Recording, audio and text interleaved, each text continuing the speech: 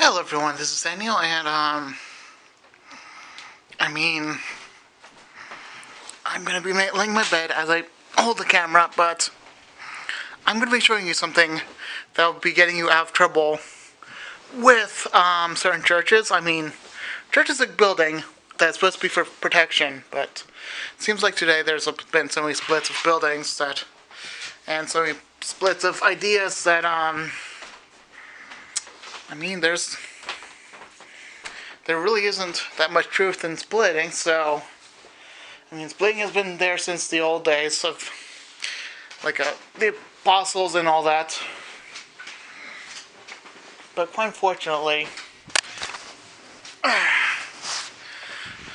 with the splits and basically with especially the churches called the Knowledge or Gnostics, they've been telling lies since the beginning. Hold on, I should put this down. And yeah, basically,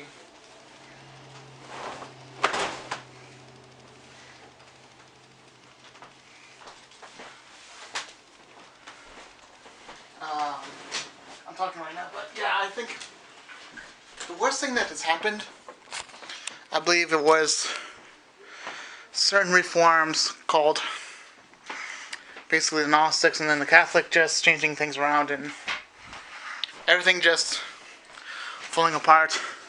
I mean, the Catholic was meant for the truth back then, but really, right now, I mean, the Catholic has been corrupted. And now we have things like the evangelical problems and the Catholic problems and the Pentecostal problems. You know, there's been a real big split. There's like division in between law and lawless. The law is, you're better than everyone else, but the lawless is you are full of Jesus, but you don't have to behave in order to get that. I mean, there's been a lot of problems with that.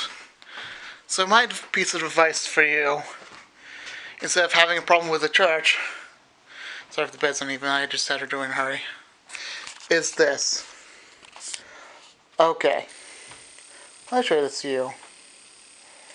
This is like over 10 years old, like a 10-year-old Bible.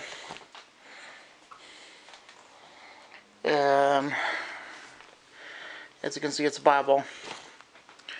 A book like that, shouldn't have that many problems for you. I mean, there's been a lot of debate on the Bible as well, but quite honestly, I believe that if you know what Bible to get, you'll get out of a serious amount of trouble. I mean,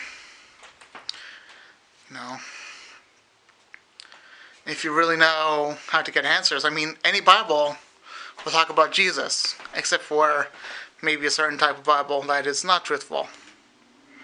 But any Bible is very much truthful. It talks about Jesus. And once you accept Jesus into your heart, since he is Lord of all lords and he came in the flesh, you will end up much better off. I mean, again, having the Bible in your heart that's a key thing.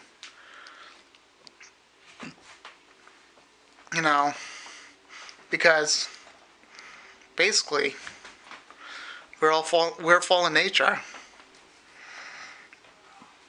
and we're fallible. We're very confused. We're like sheep. We listen to whatever we want to listen to, and unfortunately,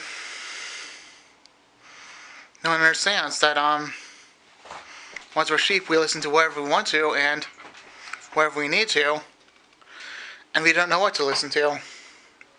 So let me tell you again, the Bible, this book right here, one that has my name on it, that is the only book that you should be reading. That is the only truth in the world. There's no other truth. The world's all about lies. And unfortunately, the church that is not in between each other, a church should be for the truth, is a building of people, whether or not it is protecting or not, or whether or not it is not protecting. If a church has extra biblical things, like putting a cross on your head that's made of ashes, or let's say saying that the rapture is going to happen before anything else happens. Matthew chapter 24 stated this. He said, then and then and then this is going to happen. Let me look at one of the verses in the Bible, because there's a lot of rapture people I know about in America. I passed it, so Mark 13. Well, one thing to find it's a little tricky sometimes. Almost there. So it reads here, and the last sign, the last sign. It says it right here in Matthew chapter 24, verse 30. And at last, the sign that the Son of Man is coming will appear in the heavens, and there will be deep mourning among all peoples. And they will see the Son of Man coming on the clouds in heaven with power and great authority. He will send out his angels with a mighty blast of a trumpet, and they will be gathered by the chosen ones from all over the world, from the farthest ends of the earth in heaven. And,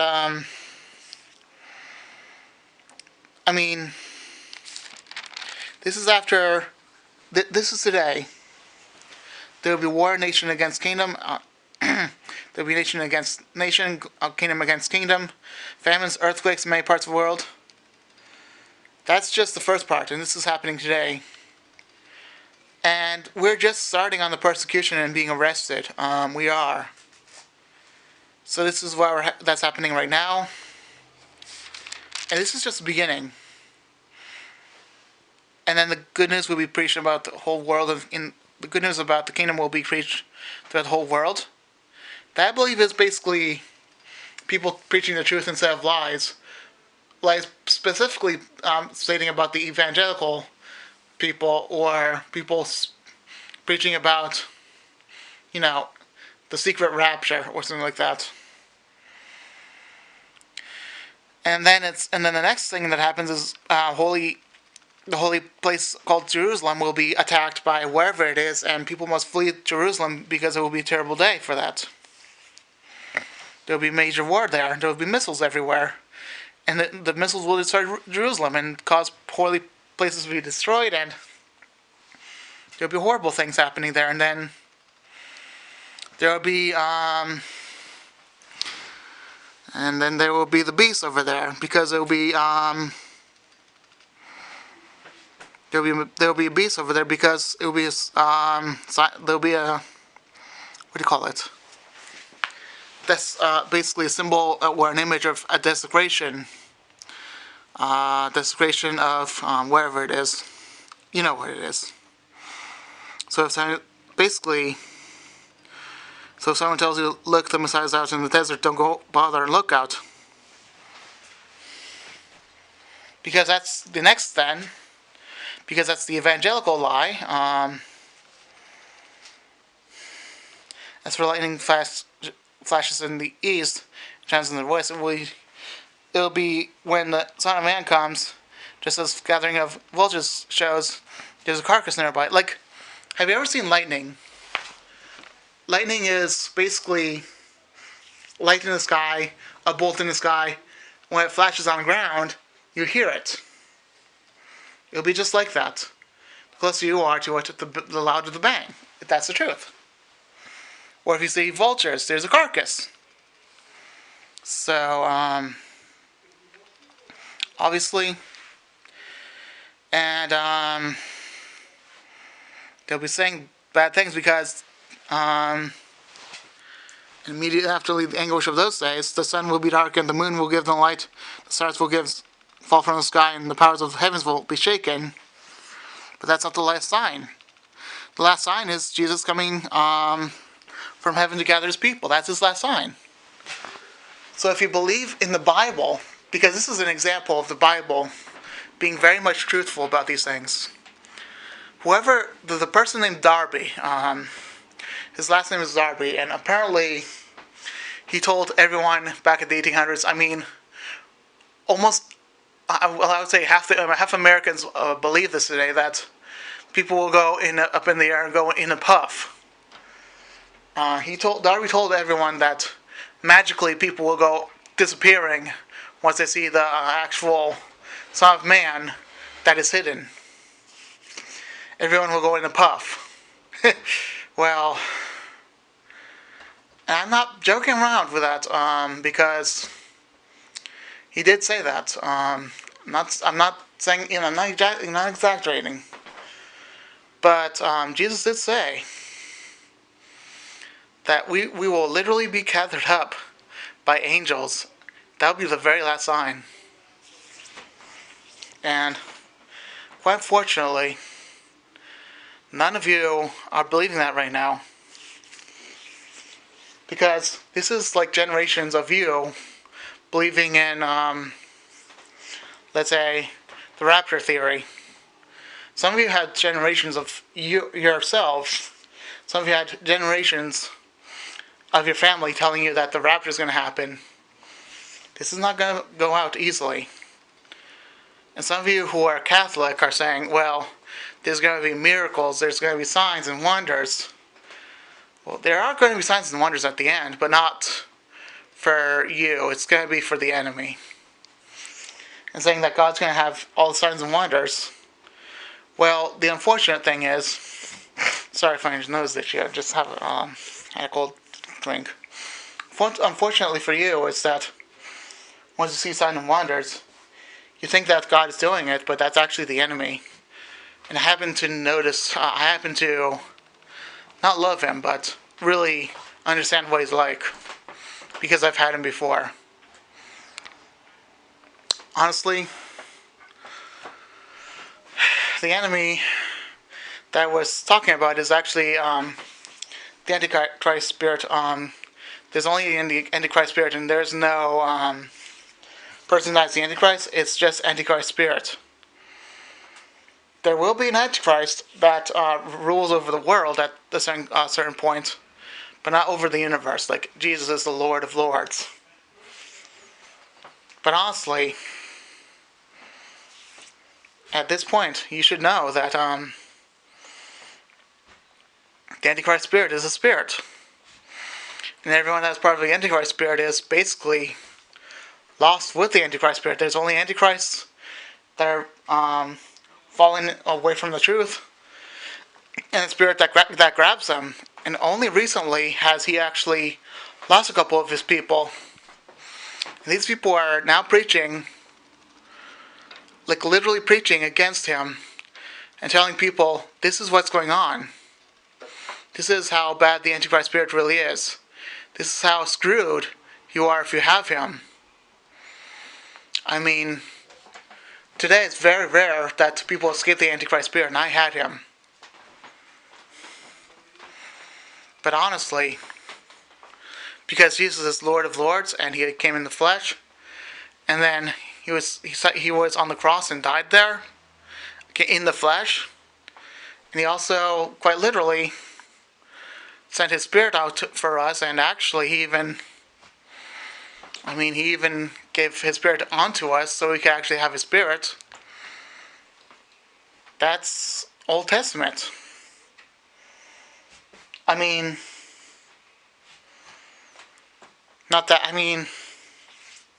We just have part of his spirit. We just have his spirit teaching us. But not have his spirit completely. It's just his spirit will teach us. That's all. And unfortunately, we will not go to heaven automatically. The Bible does say so. We will not go to heaven automatically. Sorry if I'm itching.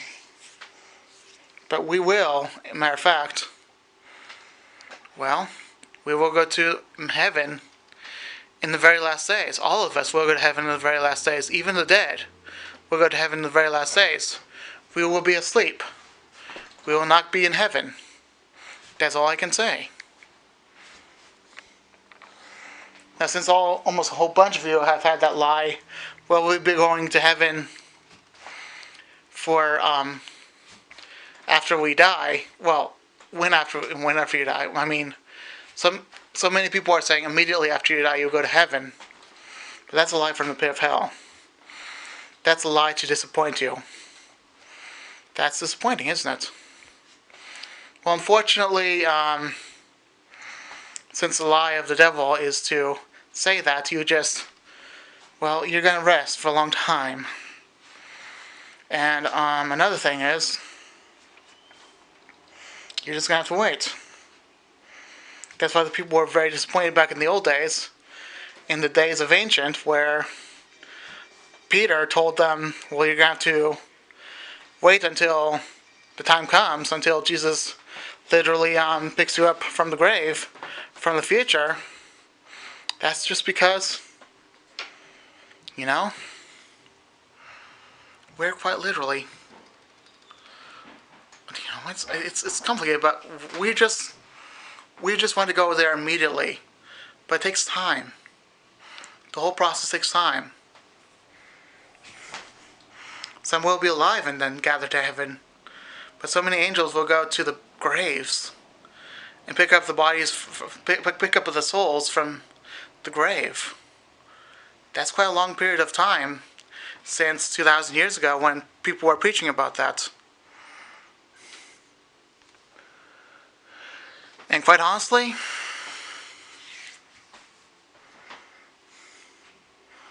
we just don't know when the next time is going to be until we're gathered up into heaven. We could actually wait another 2,000 years, or we could actually wait 100 years. And you better know what 100 years is like.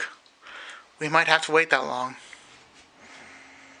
or we could wait less or more. We just don't know. So the Bible is being specific on these things. This thing that has Mark and all these things, this is going to save you a lot of pain and suffering and unbelief. Because unless you don't believe before, all you have to do is completely believe that the Bible is true. And the next thing you have to do is, and I've been doing that a lot, is test the spirits. Test every spirit, even the church spirit. Even test every church. Are they really weak? Are they strong? Or are they deceiving? The only church you have to go to is the church that is either very poor, but is willing to actually last a long time, or a church that is some expense paid out and is really strong in faith. Church that's weak and rich, do not go there, because it's deceiving you for your riches. And a church that is, let's say, poor but actually has a lot of people, that church is good. But I mean, a lot of people means 250. Another church that's good is a church that has, let's say, 200 people, but some of the expenses are paid. And those are really strong people. And he's good to have really poor in faith, but really be strong and really connected with God. Poor in faith, or poor in spirit, or poor in value of your life. I'll be explaining more of these things to you, because obviously there's a huge divide in the church. There's a huge divide in the church. And just to know that there's a divide in the whole church and the whole system of religion, no. Let me tell you something. This is going to save your life. This is going to save you a lot of pain. This is not about religion. This is about Jesus Christ, our Lord and Savior, who is complete Lord and came in the flesh and died on the cross so he could save our lives. Amen. Alright, I'm going to be done now, okay? Bye.